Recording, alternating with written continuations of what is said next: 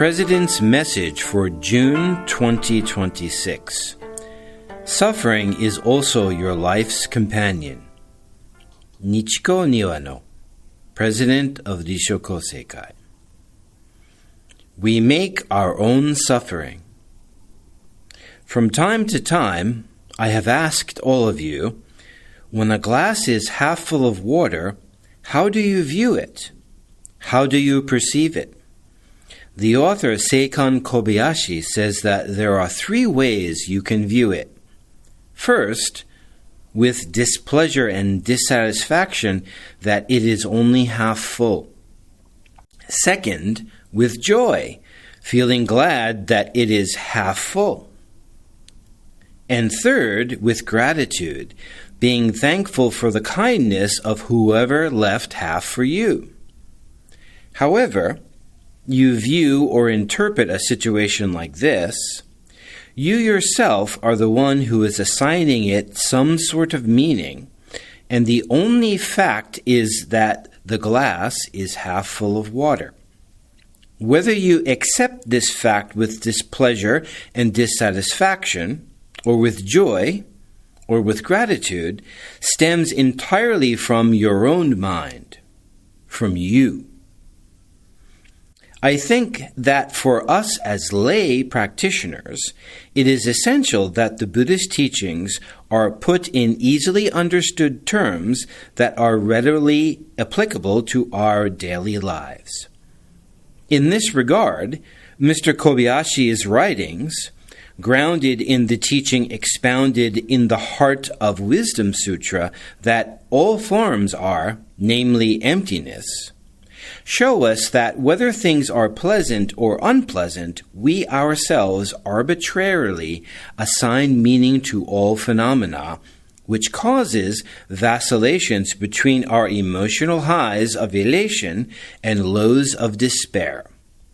In particular, the phenomena we think of as the root causes of our suffering and anxiety are oftentimes the seeds of suffering that we ourselves have sown. Through our arbitrary decisions, prejudices, preconceived notions, desires, doubts, attachments, and so on.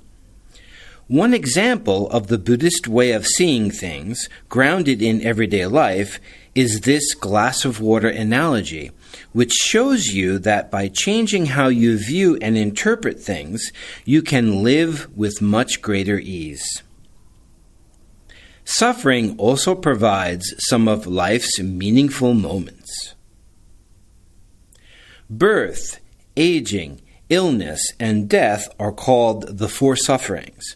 But for me, they are not the four sufferings, they are the four joys. These are the words of Dr. Ko Hirasawa, former president of Kyoto University. He suggests that by changing your perspective, your life will be a continuous succession of joy and ease. Although illness is generally seen as a source of suffering, the poet Shinmin Sakamura wrote this poem imbued with a rather gentle sense of gratitude. Illness has opened up another world for me. The peaches are blooming. The novelist Kojin Shimomura wrote, "The world I want to inhabit is one in which suffering is not the cause for despair, but rather the stimulus for courage." The aforementioned Kobayashi says of the teaching of emptiness that he illustrated with his glass of water analogy, perhaps what the Buddha wishes to tell you is that when you can find joy and pleasure in the same phenomenon, you are spiritually refining yourself. Indeed, even those phenomena we think of as painful can be viewed and interpreted in various ways that ultimately lead us to find the courage to live and to find a new way of life. If you only view something as one-dimensional, seeing it solely as full of suffering or pain, you are more likely to become perpetually obsessed with that suffering and lose an excellent opportunity to grow and mature. That said, I am not suggesting that you should force yourself to cheerfully accept painful phenomena.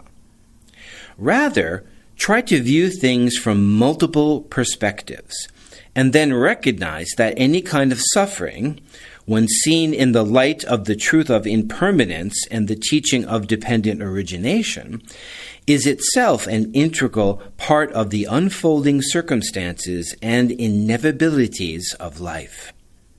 Moreover, such experiences are linked to a creative future, just like those of a young child growing into an adult.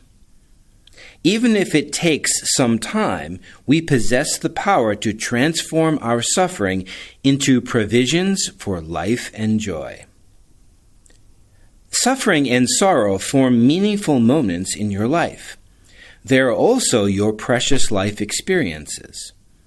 To quote the words of theoretical physicist Haruo Saji, since the present moment is formed by the accumulation of the past, by looking ahead to the distant future and carefully designing our actions from this moment forward, we have the ability to change both the future and the past.